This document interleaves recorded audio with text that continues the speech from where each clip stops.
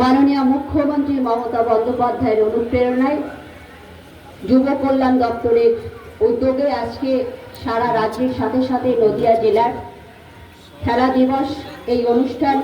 চলছে কৃষ্ণনগর বিএল রায় স্টেডিয়ামে। মঞ্চে উপবিষ্ট আছেন আমাদের additional district magistrate, additional police super, আমার জেলা পরিষদের 3 সহকর্মী, কৃষি দপ্তরের কর্মাধ্যক্ষ, আমাদের শিশু নারী কর্মাধ্যক্ষ, শিক্ষা কর্মাধ্যক্ষ, কৃষ্ণনগরের ভাইস চেয়ারম্যান,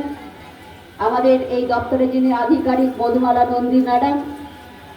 এখানে অনেক ছাত্রছাত্রীরা আছেন যারা সঙ্গীত পরিবেশন করলেন। এখানে আমাদের কৃষ্ণনগরের পৌরসভার সদস্য আছেন, আমাদের সিএবি র্যাপিড কাউন্সিলের মেম্বার আছেন অর্ধেন্দু ঘোষ, সর্বোপরি এখানে যারা কৃতি খেলোয়াড়রা আছেন, স্পোর্টস পার্সন আছেন, প্রত্যেকেই আমি নদিয়া জেলা পরিষদের পক্ষ থেকে আন্তরিক শুভেচ্ছা এবং অভিনন্দন জানাই। এই প্রোগ্রামে বক্তব্য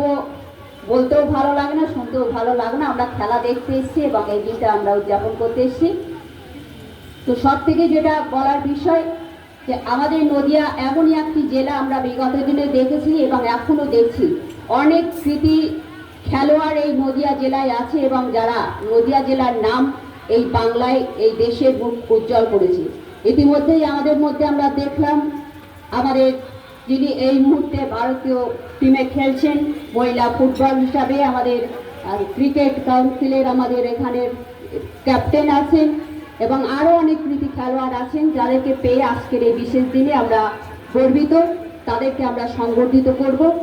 পাশাপাশি আমাদের যেটা ইচ্ছা এবং প্রচেষ্টা বলতে পারেন, আগামী দিনে আমরা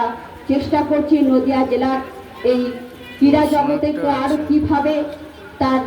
উন্নয়ন করা যায়, আরও কীভাবে সেই সব কৃতি ছেলে মেয়েদের খেলার জায়গা আমরা করে দিতে পারি। কারণ বাস্তবে আমরা দেখেছি মফস্বলের ছেলে মেয়েরা কিন্তু সেই জায়গাটা খুব কম পায়, তাদের অনেক পরিশ্রম করে লড়াই করে কিন্তু আজকে শহরে গিয়ে তাদেরকে জায়গা করে নিতে হয়। তো সেটা আমাদের একটা ভাবনা আছে আগামী দিনে নদিয়ায় সেই রকম কোনো ইনফ্রাস্ট্রাকচার আমরা করতে পারি কিনা, নিশ্চয়ই আমরা চেষ্টা করব এবং এটা আমাদের একান্তই একটা ইচ্ছা নদিয়া জেলার আরও